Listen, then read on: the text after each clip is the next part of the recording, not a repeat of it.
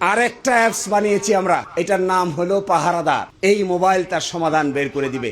আমরা এক অ্যাপস বানিয়েছি, এটার নাম পাহারাদার।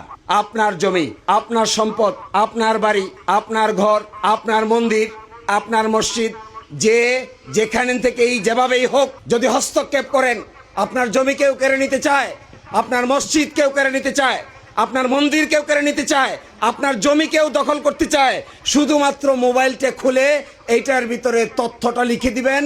পরের দিন আইন শৃঙ্খলা বাহিনী নিজ দায়িত্বে এসে আপনার বাড়ির সামনে হাজির হবে।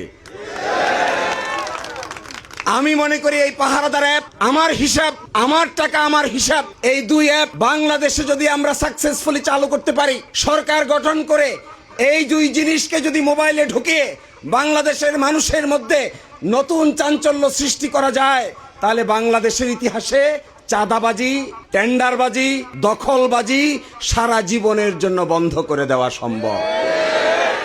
আমরা যখন মানুষকে এক করতে চাই, রাজনীতির কথা বলি, আমরা মূলত এগুলো বলি। আমরা মূলত এটা বলি না কে কোন গ্রুপের, আর কে আমার দলের, আর কে তোমার দলের, এটা তো বলি না। No, it's not, it is not at all acceptable. এটা গ্রহণযোগ্য না।